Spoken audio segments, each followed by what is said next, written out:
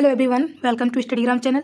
आइए TSPSC exam 2025 selection test के अंतर्गत मॉक टेस्ट 4 देखेंगे और इसमें जो है हिंदी व्याकरण के साथ साथ हिंदी साहित्य के भी जो है प्रश्नों को लिया गया और ये टीएसटीपीएससी एग्जाम के साथ साथ जो है अन्य एग्जाम के लिए भी महत्वपूर्ण होगा। तो आइए अपने प्रश्नों की तरफ बढ़ते हैं। प्रश्न देखते हैं। पहला प्रश्न इसमें मॉक टेस्ट 4 में देखते हैं। पहला प्रश्न है कि कौन सा शब्द पूछा है कि वर्तनी की दृष्टि से शुद्ध पूछ रहा है कि कौन सा जो वर्तनी वह शुद्ध है। तो आशीर्वाद लिखा है, तो आशीर्वाद पूछा जाए कि किस तरह से लिखा जाए, इसकी वर्तनी कैसी होनी चाहिए। तो इसका सही ऑप्शन देखते हैं कि पहले का जो सही ऑप्शन है कौन सा है, तो इसमें सी वाला बिल्कुल सही है, यानी कि आशीर्वाद की जो वर्तनी होती है बिल्कुल इसी तरह से लिखा जाता है आशीर्वाद। और जो र की मात्रा लगती है वो व पर जो आ की मात्रा लगती है उस पर जो है र का जो है मात्रा लगेगा और श पर जो है बड़ी ई की मात्रा लगेगी। तो इस तरह से जो आशीर्वाद की वर्तनी जो है सी वाला ऑप्शन बिल्कुल सही होगा।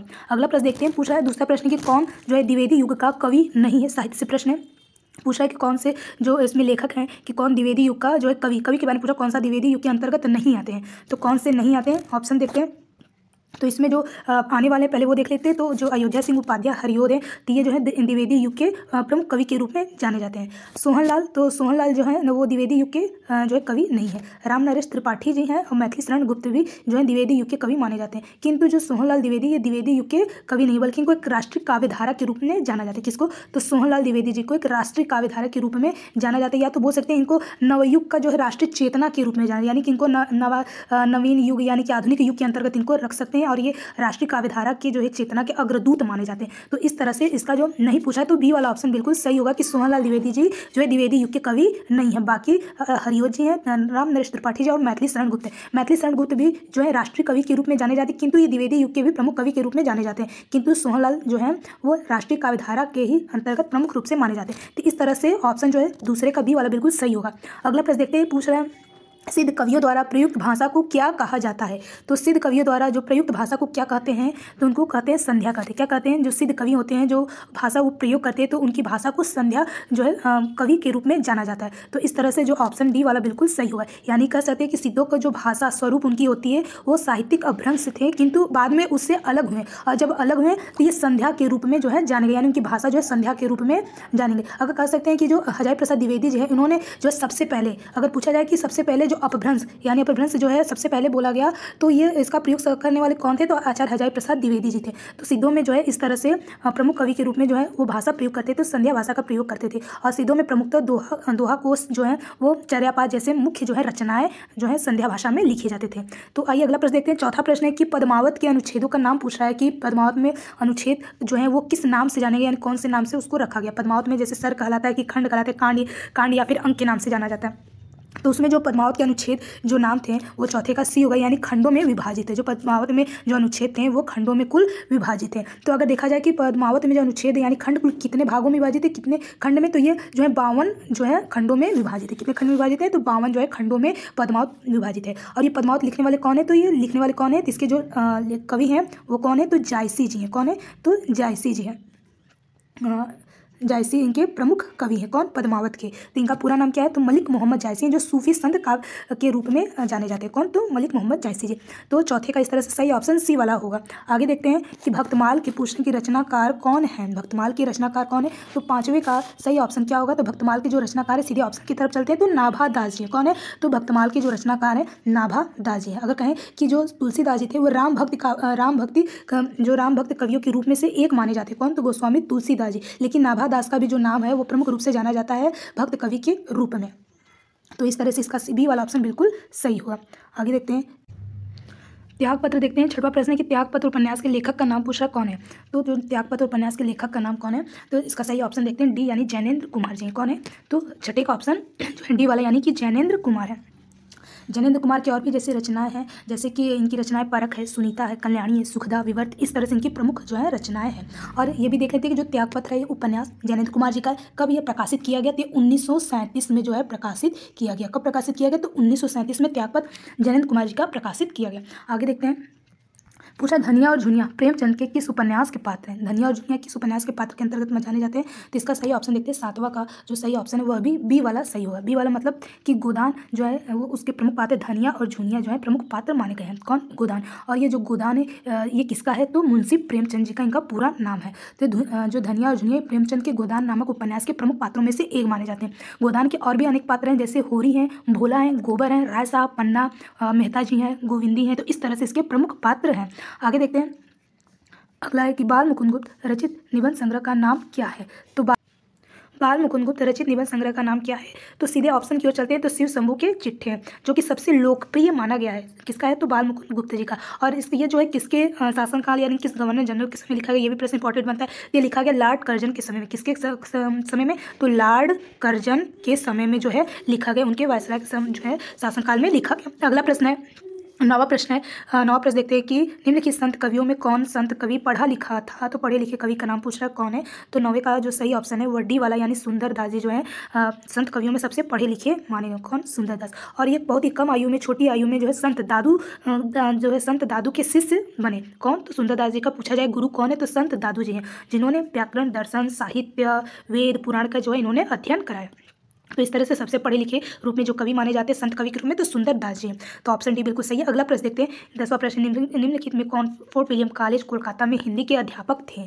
तो अध्यापक पूछा कौन थे फोर्ट विलियम कॉलेज में। तो 10वें का जो सही ऑप्शन देखते हैं तो बी यानी कि सदल मिश्र जी हैं। कौन है, फोर्ट विलियम कॉलेज कोलकाता में स्थित है और इसके जो हिंदी के अध्यापक कौन थे, तो सदल मिश्र। और ये फोर्ट विलियम कॉलेज की स्थापना होती कब है, 1800 में इसकी जो है स्थापना होती है। कब होती है, तो 1800 ईस्वी में। तो 1800 ईस्वी में जो है कोलकाता में फोर्ट विलियम कॉलेज की स्थापना, और हिंदी के अध्यापक माने जाते हैं सदल मिश्र। और इसके जो प्रोफेसर यानी जो प्रोफेसर में किसका नाम आता है, तो डॉक्टर जॉन गिलक्राइस्ट को सबसे पहले नियुक्त किया गया। पूछा जाए फोर्ट विलियम कॉलेज के सबसे पहले प्रोफेसर को कौन नियुक्त किया गया, तो प्रोफेसर जॉन गिलक्राइस्ट को सबसे पहले नियुक्त किया गया। और हिंदी के जो अध्यापक या हिंदी शिक्षण के लिए मुख्य रूप से लल्लू लाल और सदल मिश्र हैं। और इसके साथ साथ एक नाम और जुड़ता है जिनका नाम है लल्लू लाल। कौन है, तो लल्लू लाल जी भी जो है हिंदी के जो है शिक्षण के जो है अध्यापक माने गए। तो इस तरह से 10वें का जो बी वाला ऑप्शन बिल्कुल सही होगा। अगला प्रश्न देखते हैं। अगला प्रश्न है 11वां प्रश्न है कि आधुनिक हिंदी साहित्य के इतिहास में राजा द्वय के नाम से कौन जो है रचनाकार माने गए। तो इसका सीधे ऑप्शन की तरफ चलते हैं। तो 11वें का जो सही ऑप्शन है वो माने जाते हैं हिंदी साहित्य के राजा द्वय के रूप में माने जाते हैं। 2 रचनाकार कौन है, तो राजा लक्ष्मण सिंह और राजा शिव प्रसाद सितारे हिंद जी जो है राजा द्वय यानी 2 लोगों के नाम से प्रमुख, प्रसिद्ध यानी विख्यात रचनाकार माने जाते हैं। तो इसका सी वाला ऑप्शन बिल्कुल सही होगा। आगे देखते हैं कि अगला प्रश्न है हिंदी साहित्य का पहला इतिहास कब लिखा गया। पूछ रहा है हिंदी साहित्य का जो पहला इतिहास कब लिखा, इतिहास जो है पहला इतिहास मतलब किस भाषा में लिखा गया, किस भाषा में पूछना है। तो 12वें का जो सही ऑप्शन देखते हैं तो ये सब हिंदी साहित्य का जो पहला सर्वप्रथम इतिहास लिखा गया वो फ्रेंच भाषा में लिखा गया। किस में लिखा गया, तो फ्रेंच भाषा में। मतलब कह सकते हैं कि हिंदी साहित्य का सर्वप्रथम लेखक जो है फ्रेंच विद्वान एक थे जिन्होंने फ्रेंच भाषा में ही लिखे। और इनका पूरा नाम क्या था, तो ला लिटरेचर एंदुई हिंदुस्तानी इनका पूरा नाम था, जो इन्होंने फ्रेंच भाषा में जो है हिंदी साहित्य का पहला इतिहास लिखा। इनका नाम भी याद रखिएगा क्या है, तो इस्तवार द लिटरेचर एंदुई हिंदुस्तान जो है इन्होंने फ्रेंच भाषा में लिखा। आगे देखते हैं 13वां प्रश्न है कि उत्तर प्रदेश सरकार द्वारा 1947 में गठित देवनागरी लिपि सुधार समिति के अध्यक्ष पूछ रहा कौन है। तो सीधे ऑप्शन की तरफ चलते हैं। सीधा कौन सा सही ऑप्शन हो सकता है, तो 13 का जो है सही ऑप्शन होगा। इसमें जो 13 का सही ऑप्शन है वो है 1947 में देवनागरी सुधार। तो इसमें डी वाला यानी कोई भी इसमें ऑप्शन नहीं है, क्योंकि देवनागरी लिपि सुधार के लिए जो उत्तर प्रदेश सरकार ने जो है 1947 में जो सुधार समिति के रूप में कौन थे, तो आचार्य नरेंद्र देव जी थे, न कि धीरेन्द्र वर्मा, न कि नरेंद्र देव। तो कौन थे, तो आचार्य नरेंद्र देव जी। आचार्य नरेंद्र देव ऑप्शन है इसमें, तो सी वाला बिल्कुल सही होगा। आचार्य नरेंद्र की अध्यक्षता में जो है समिति गठन का सुझाव हुआ था। तो इसमें हमने ऑप्शन नहीं देखा, तो इसमें आचार्य नरेंद्र देव बिल्कुल सही है। इसमें जो है सी वाला ऑप्शन बिल्कुल सही यानी डी वाला ऑप्शन नहीं होगा। इसमें सी वाला ऑप्शन बिल्कुल सही कि उत्तर प्रदेश सरकार द्वारा 1947 में गठित देवनागरी लिपि सुधार के सर्वप्रथम अध्यक्ष आचार्य नरेंद्र देव थे। अगला प्रश्न देखते हैं। जुगुप्सा का पूछ रहा है कि स्थायी भाव क्या होता है। तो जुगुप्सा का स्थायी भाव क्या होगा, तो 14 का सही ऑप्शन डी यानी कि विभत्स रस होता है। यानी कि जुगुप्सा में क्या होता है कि जुगुप्सा का स्थायी भाव होता है जिसका स्थायी भाव विभत्स होता है, जिसमें होता है कि उसमें घृणा जैसे का भाव उत्पन्न होता है। जुगुप्सा में क्या होता है, तो घृणा जैसे भाव उत्पन्न होते हैं। तो जुगुप्सा का स्थायी भाव विभत्स होता है। अगर पूछा कि कुल रस कितने होते हैं, तो कुल रस 11 होते हैं। मुख्य रस कुल कितने हैं, मुख्य रस तो 9 होते हैं। भरत मुनि के अनुसार रस कितने हैं, तो कुल 8 होते हैं और मुख्य रूप से 9 होते हैं, कुल 11 होते हैं। 9वां रस पूछा जाए कि 9वां रस कौन सा है, तो 9वां रस जो होता है वो शांत रस होता है। 9वां रस कौन सा है, तो 9वां रस जो है संख्या में कौन आता है, तो शांत रस होता है।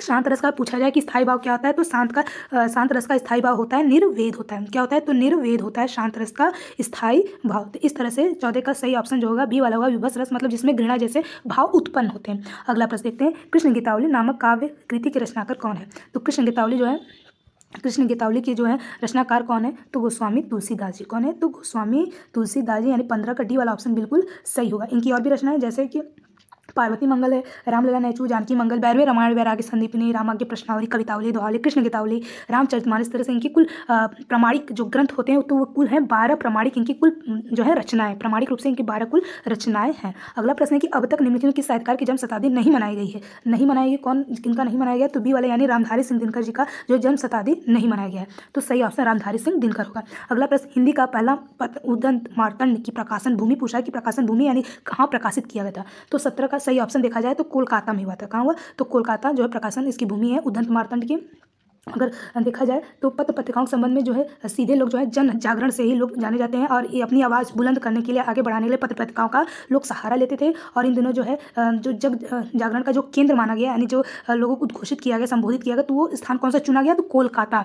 और उदंत मार्तंड के जो है संपादक के रूप में सर्वप्रथम संपादक कौन थे, तो पंडित जुगल किशोर शुक्ल थे, पंडित जुगल किशोर थे।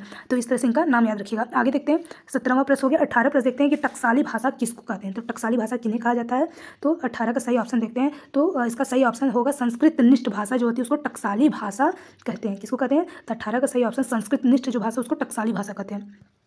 आगे अवहट पूछ रहा है कि अवहट भाषा से क्या तात्पर्य है, उससे आप क्या समझते हैं अवहट भाषा, तो अवहट भाषा जो इसका सही ऑप्शन देखते हैं तो ग्रामीण अपभ्रंश के अंतर्गत आता है। किसमें आता है, तो ग्रामीण अपभ्रंश एक अवहट भाषा से तात्पर्य होता है, यानी अवहट भाषा क्या होता है, ग्रामीण अपभ्रंश से संबंधित है। तो 9वें का ए वाला ऑप्शन बिल्कुल सही है। अगला प्रश्न है कि निम्न नीचे भाषा में निम्न में से 4 विशेषताएं दी, उनमें से जो एक गलत है विशेषता उसको चुनना है, कौन सा इसमें गलत है, तो चलिए ऑप्शन की ओर चलते हैं, कौन सा गलत है।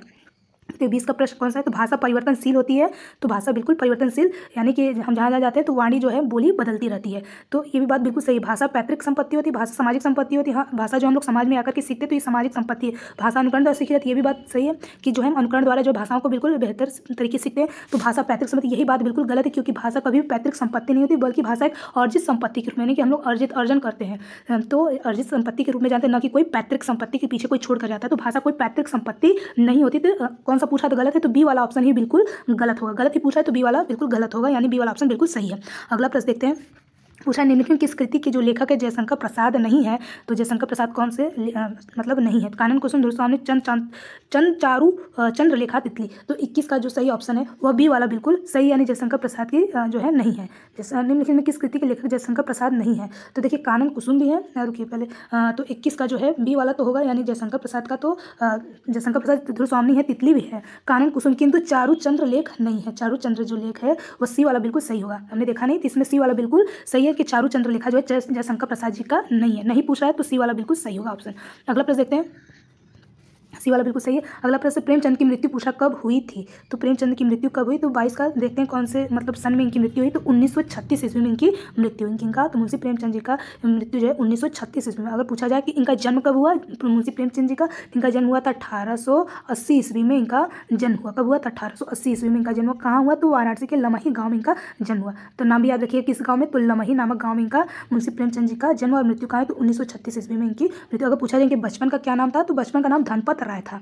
प्रेमचंद जी के बचपन का नाम धनपत राय था, तो इस तरह से इनको धनपत राय के नाम से जो है आरंभ में पुकारा जाता। प्रेमचंद जी जो थे वो उर्दू में नवाब राय के नाम से जो है कहानियाँ लिखते थे। प्रश्न पूछा जाए कि प्रेमचंद जी उर्दू नाम से किस नाम से, जो उर्दू में किस नाम से जो कहानियाँ लिखते थे, तो नवाब राय के नाम से कहानियाँ लिखते थे। ये मुख्य बातें प्रेमचंद जी के बारे में जानते रहेगा, तो इस तरह से 22 का ऑप्शन डी होगा। अगला प्रश्न, अपनी केवलधार काव्य संकलन रचनाकार के नाम पूछा कौन है, तो सीधे ऑप्शन की तरफ चलते हैं। कौन है अपनी केवलधार काव्य संकलन की रचना, तो अरुण कमल जी हैं। कौन है, तो अरुण कमल जी जो है अपनी केवलधार काव्य संकलन के प्रमुख रचनाकार जाने गए। अगला देखते हैं प्रश्न 24, अनाम दास का पोथा शीर्षक उपन्यास के लेखक, यानी अनाम दास का पोथा क्या है, एक जो है उपन्यास शीर्षक के रूप में जाना जाता है।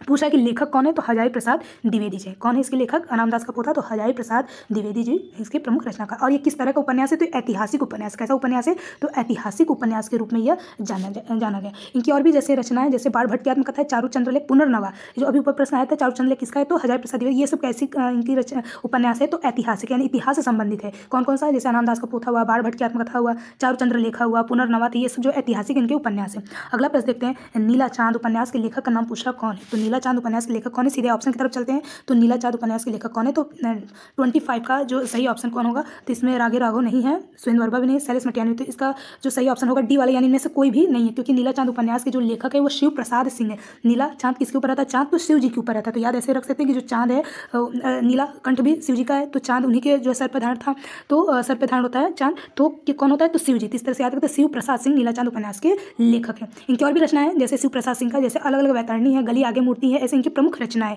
कौन कौन से अलग अलग वैतरणी, गली आगे मूर्ति, शिव प्रसाद सिंह की प्रमुख रचनाएं। तो ये भी नाम याद रखिएगा, नीला चांद। तो ऑप्शन डी वाला बिल्कुल सही होगा। अगला प्रश्न देखते हैं, राहुल संकटैया की आत्मकथा का क्या नाम है? राहुल संकटैया की आत्मकथा का नाम पूछा है, तो 26 का सही ऑप्शन बी वाला होगा, यानी कि मेरी जीवन यात्रा किसका है? तो राहुल संकटैया जी की आत्मकथा। ये अथातो घुमक्कड़ जिज्ञासा के रूप में भी, उपनाम के नाम से भी जाने जाते हैं। तो जो मेरी जीवन यात्रा, यह भी क्या है? एक आत्मकथा है, ना कि कोई यात्रा वृत्तांत है। ये किस विधा में है? मेरी जीवन यात्रा, तो आत्मकथा विधा से लिया गया। और ये जो मेरी जीवन यात्रा है, अगर पूछा जाए कि जो है कितने खंडों में विभाजित है, तो ये 2 खंडों में विभाजित। कितने खंडों में है? तो ये 2 खंडों में जो है मेरी जीवन यात्रा नामक आत्मकथा इन्होंने लिखा। कौन? तो राहुल संकटैया जी। और वो 2 खंड कब कब लिखेंगे? तो 1946 से 1947। कौन कौन सेशन में? तो 1946 से 1947 में जो है यह मेरी जीवन यात्रा नामक आत्मकथा 2 खंडों में लिखा गया, 1946-47 से, राहुल संकटैया जी का।